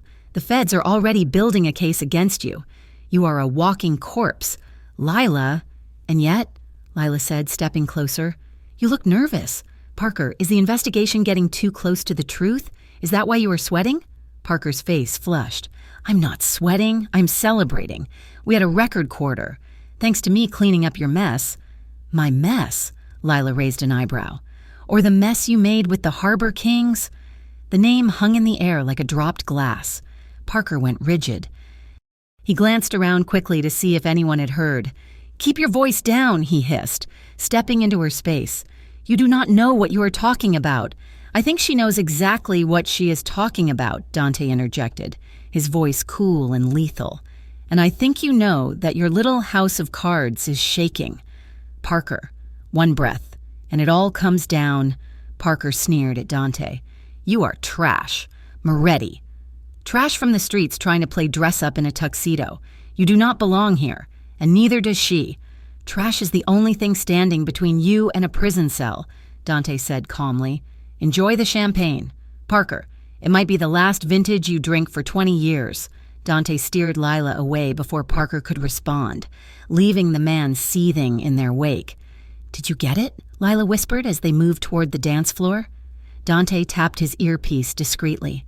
"Marco says the audio is clear, but he didn't confess. He just got angry. We need more." The night wore on. Lila played her part perfectly. She circulated with Dante, smiling at strangers, sipping water that looked like vodka. Every time she saw Parker, she made sure to catch his eye and smile, a small, knowing smile that she knew drove him insane. An hour later, as she was heading toward the powder room, a hand shot out from a darkened alcove and grabbed her arm. Lila gasped. Spinning around, it was Parker. His face was flushed with alcohol and rage. He dragged her into a side corridor, away from the main party. "Let go of me," Lila snapped, trying to wrench her arm free. "You think you are so smart," Parker hissed, backing her against the wall. "You think because you are sleeping with Moretti that you are untouchable? You are nothing, Lila. You are a secretary with delusions of grandeur." "I am an analyst," Lila corrected, her voice ice cold. "And I analyzed your books. Parker, I know about North Star. I know about the Cayman accounts. I know you were washing money for the cartels. You do not know anything, Parker shouted, his composure cracking. And even if you did, who is going to believe you? You are the one with the signature on the transfers. You are the one who logged in at midnight. I made sure of it. I own you.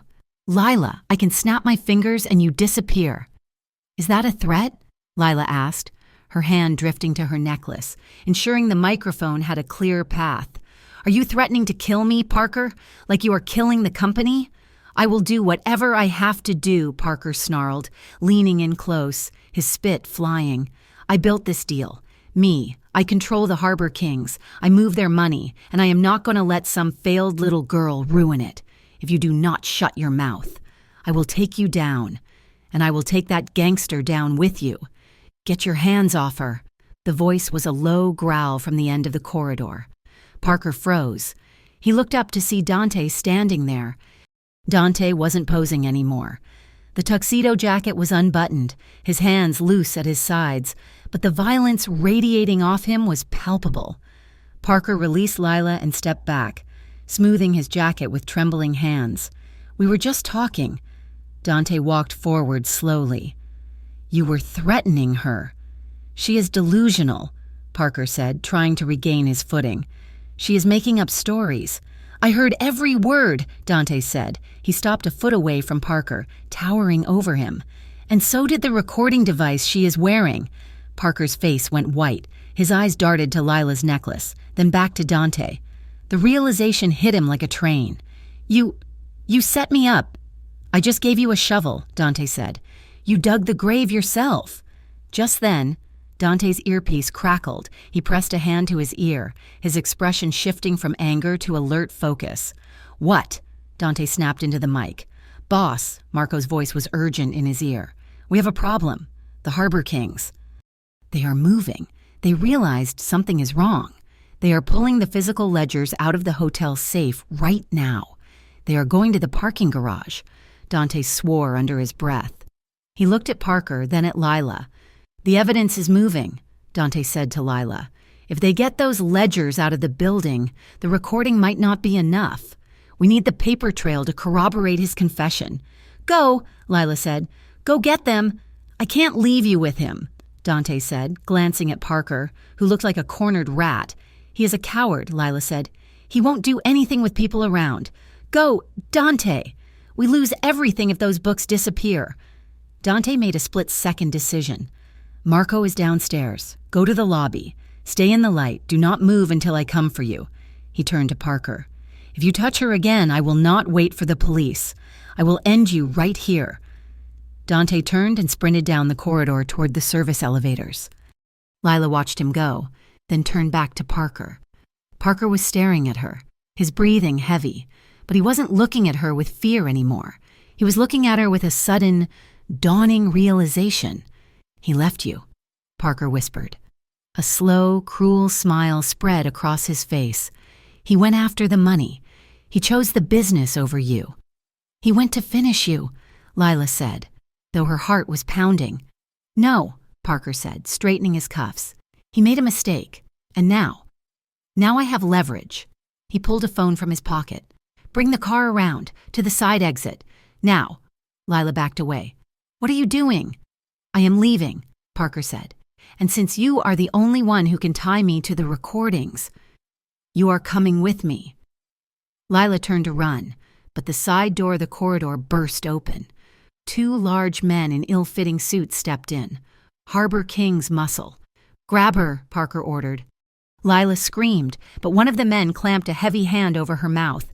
Dragging her backward, she kicked and fought, her heels scraping against the floor, but they were too strong. Do not worry, Parker said, walking toward her, his eyes dead and cold. You wanted to be part of the deal, Lila.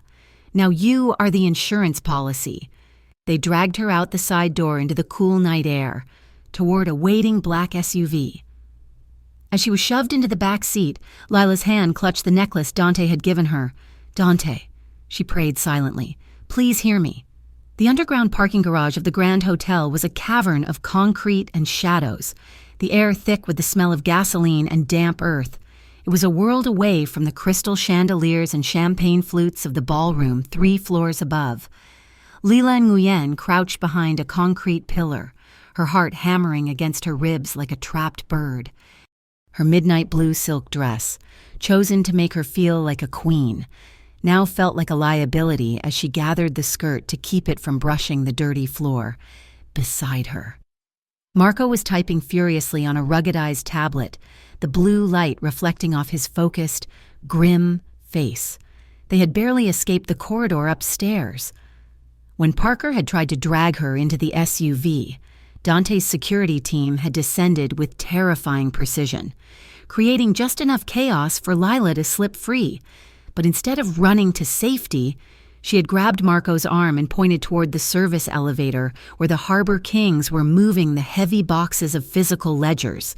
She knew that if those papers disappeared, Parker's confession would be nothing more than a ghost story. "I am in," Marco whispered, his voice barely audible over the hum of the ventilation fans. "I am bridging their local network. They are trying to upload the digital backups to a cloud server before they destroy the drives." Lila peeked around the pillar, 20 feet away, near a black van.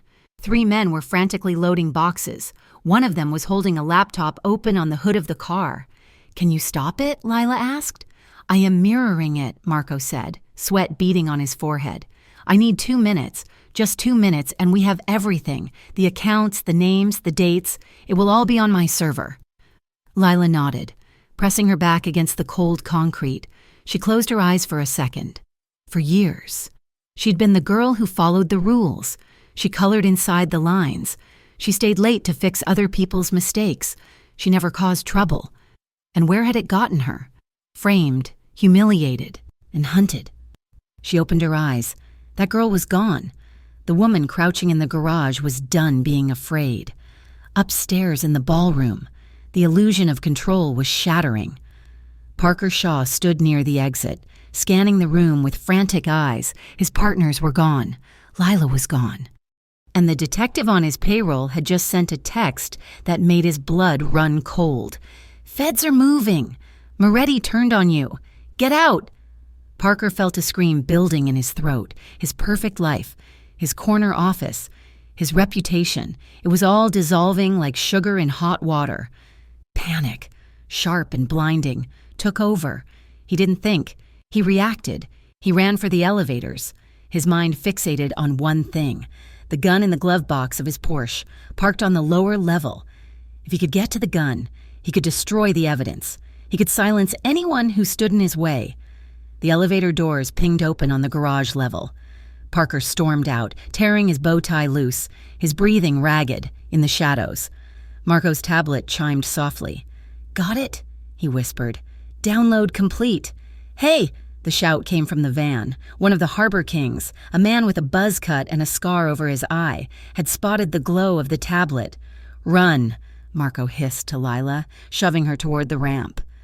But it was too late. The man charged, pulling a knife from his belt. Marco intercepted him, dropping the tablet to block the strike. The 2 men crashed into a row of parked cars, setting off a car alarm that began to wail, a piercing, rhythmic shriek that echoed off the walls. Lila scrambled back, looking for a weapon, looking for an exit. "Lila!" The voice was a screech. She turned to see Parker sprinting toward her from the elevators. He had reached his car. A silver pistol was shaking in his hand. He looked unhinged, his eyes wide and white-rimmed, his expensive suit disheveled. "You!" Parker screamed. "You did this!" He lunged at her.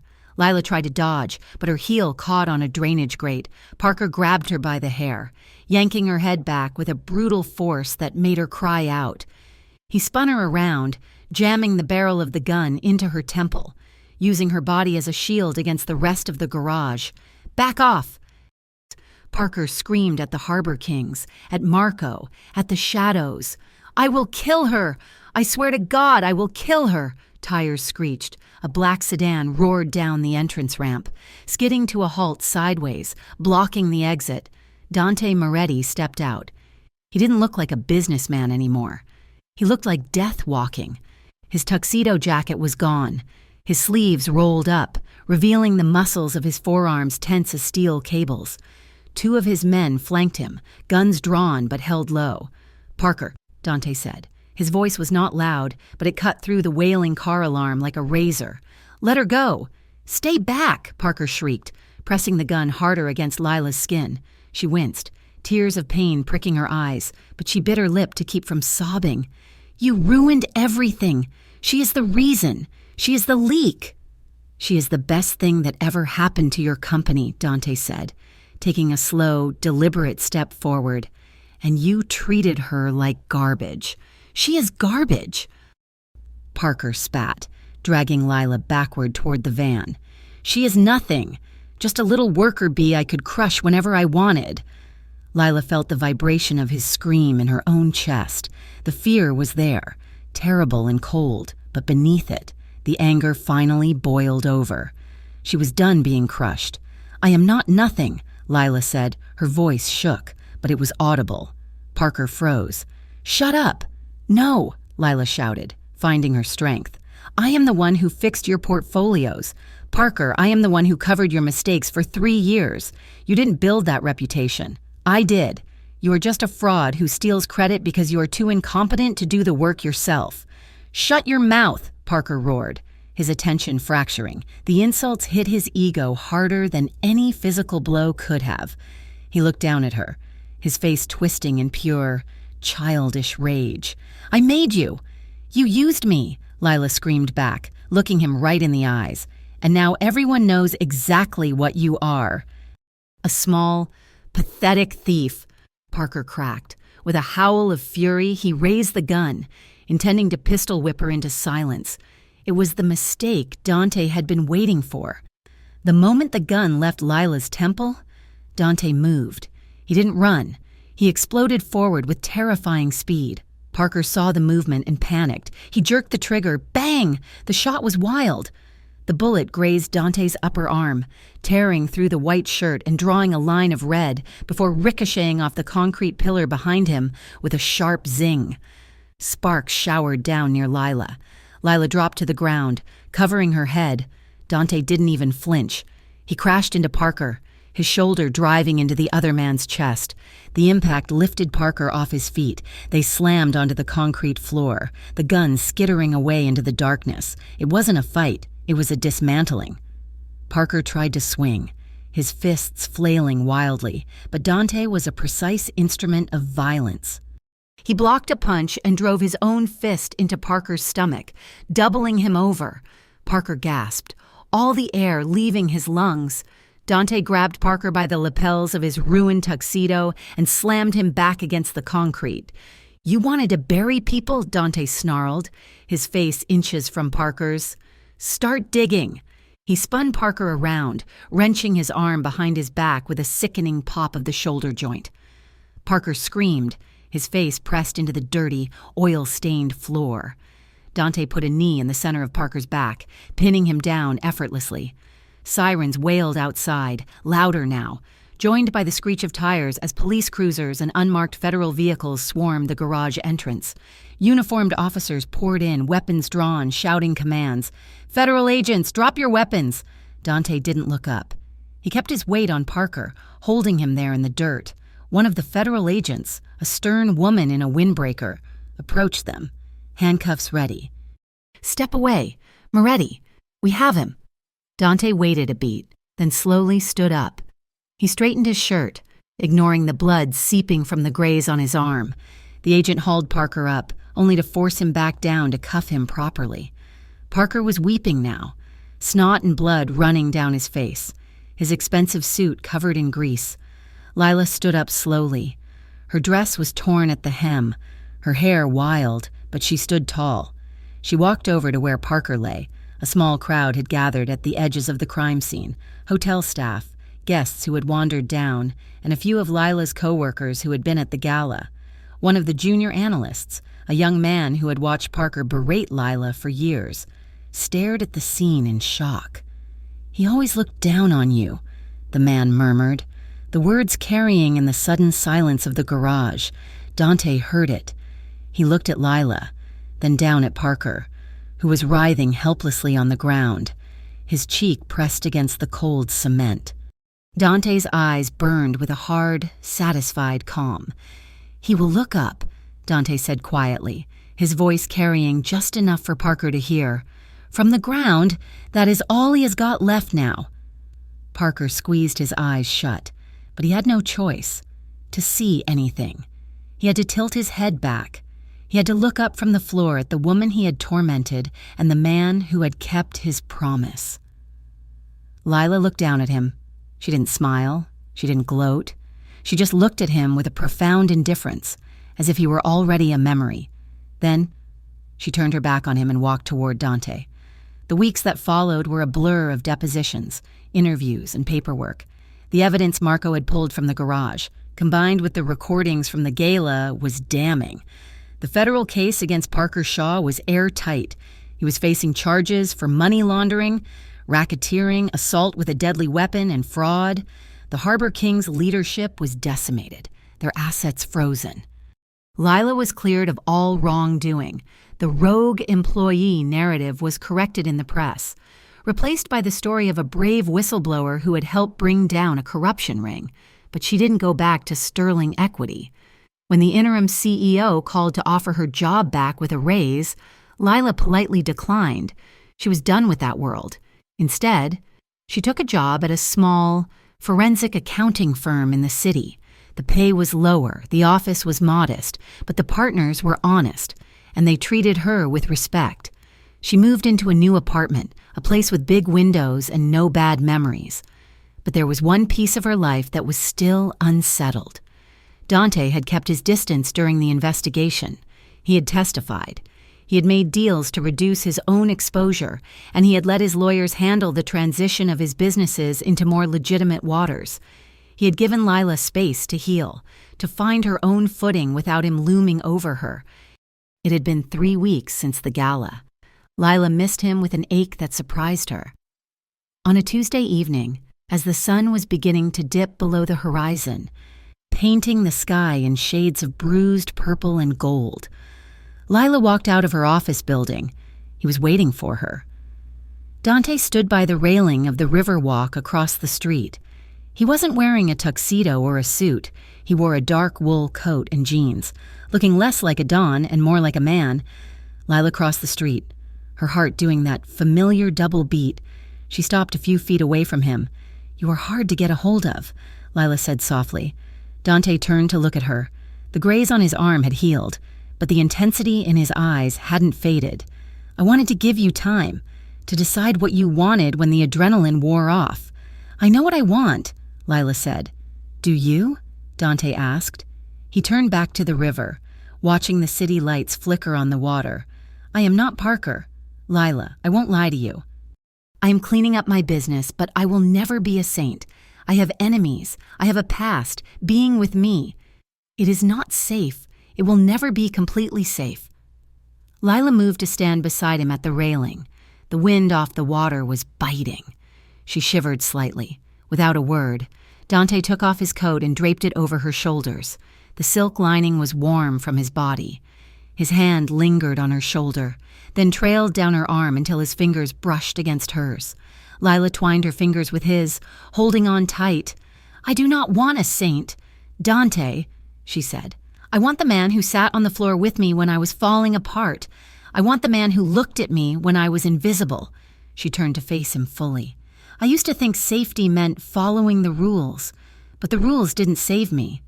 You did. I am not afraid of your world. I am afraid of a world without you in it." Dante looked at her, his expression cracking. The guardedness fell away, revealing a raw hope that he rarely allowed himself to feel. He reached up, cupping her face in both hands. His thumbs traced her cheekbones, his eyes searching hers one last time, asking the silent question, "Are you sure?" Lila answered by rising on her toes. She fisted her hands lightly in the lapels of his jacket and pulled him down. She kissed him. It wasn't a desperate kiss, and it wasn't a kiss of war. It was slow, sure, and deep. It tasted of the future, imperfect, risky, but undeniably real. It was a seal on a partnership of equals. When they pulled apart, breathless. Dante rested his forehead against hers. "I have some books that need auditing," he murmured, a smile audible in his voice. "Strictly legitimate," Lila laughed, a sound that felt light and free. "I charge a very high consulting fee." "I can afford it," Dante promised. They turned back to the river, standing side by side. Lila leaned her head on his shoulder, and Dante's arm came around her, pulling her close against his side. Behind them, the city hummed with life, somewhere in a federal holding cell. Parker Shaw was staring at a concrete floor, but here on the riverfront, Lila Nguyen was looking up. She was looking up at the stars and at the man who loved her, and for the first time in her life, the view was spectacular. Thank you so much for listening to this story. I hope you enjoyed the journey of Lila and Dante as much as I enjoyed writing it. There is something truly powerful about seeing the underdog rise up and finding love in the most unexpected places. I would love to hear from you. Please leave a comment below letting me know where in the world you are listening from. It is always amazing to see how far these stories travel. If you enjoyed this story, please make sure to subscribe to Mafia Romance Stories and hit the notification bell so you never miss an upload. Share your thoughts on the ending in the comments. Did Parker get what he deserved? Until next time, keep reading and keep dreaming.